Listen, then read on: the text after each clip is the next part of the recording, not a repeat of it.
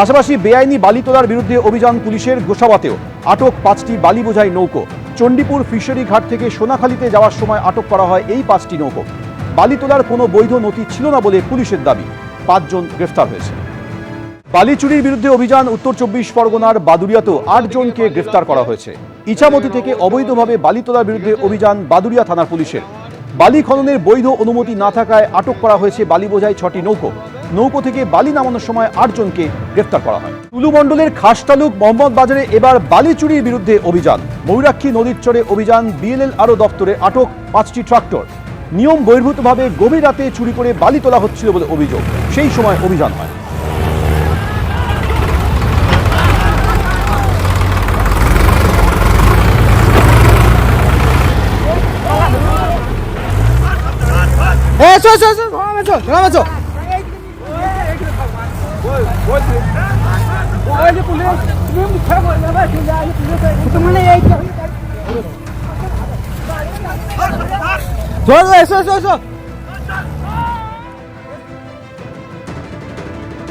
তোলাবাজির অভিযোগে নৈহাটিতে গ্রেফতার বালি মাফিয়া। বালি পাচারের অভিযোগে পুলিশের জালে মনোজ দাস। এলাকায় তোলাবাজি এবং বালি পাচারের অভিযোগ রয়েছে তার বিরুদ্ধে। ভোট পরবর্তী অশান্তির ঘটনাতেও অভিযুক্ত এই মনোজ দাস। কেন ধরা হলো?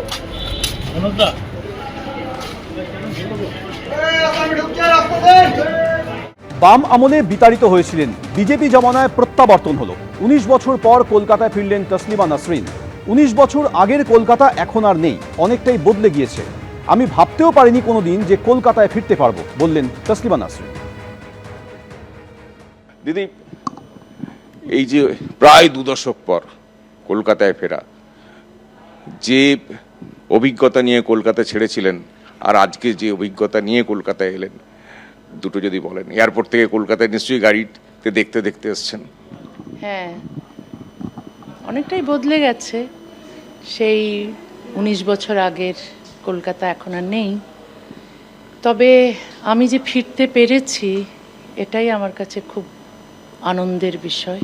কারণ আমি তো ভাবতেও পারিনি যে আমি কখনো কলকাতায় ফিরতে পারবো।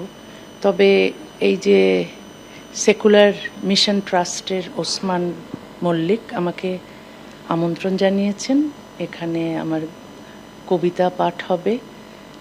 তো তিনি ব্যবস্থা করেছেন সিকিউরিটির, মানে পশ্চিমবঙ্গ সরকারের কাছে অনুরোধ করেছেন, তো সরকার রাজি হয়েছেন। সে কারণে আমি আসতে পেরেছি।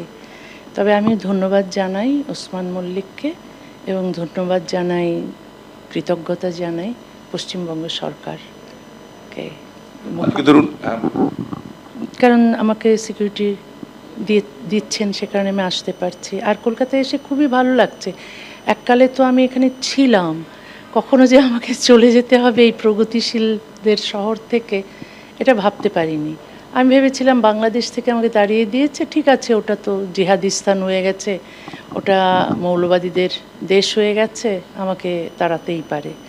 তবে মৌলবাদীরা আমার ফাঁসির দাবি করেছিল, কিন্তু সরকার যারা আমার মাথার দাম ঘোষণা করেছিল, যারা অন্যায় করছিল, যারা বাক স্বাধীনতায় বিশ্বাস করে না, মত প্রকাশের অধিকারে বিশ্বাস করে না, তারা তাণ্ডব করছিল দেশ জুড়ে। তো সরকার ওদের পক্ষ নিয়ে আমাকে দেশ থেকে তাড়িয়েছিলেন সেই 32 বছর আগে। কিন্তু কলকাতায় এসে আমি ভেবেছিলাম এখানে তো আর কেউ আমাকে তাড়াবে না, এখানে তো সবাই বাক স্বাধীনতায় বিশ্বাস করে, গণতন্ত্রে বিশ্বাস করে, নারীর অধিকারে বিশ্বাস করে, লেখকের স্বাধীনতায় বিশ্বাস করে, সুতরাং কলকাতা থেকে তো আমাকে কেউ তাড়াবে না। কিন্তু কলকাতা থেকে যখন 19 বছর আগে আমাকে তাড়িয়ে দেওয়া হয়েছিল, আমি বিশ্বাস করতে পারিনি, খুব অবিশ্বাস্য ছিল আমার কাছে। কিন্তু তারপর দেখলাম যে হ্যাঁ, বাংলাদেশের মতোই পশ্চিমবঙ্গ অনেকটা একই রকম, যে একজন লেখককে তাড়িয়ে দিতে পারে।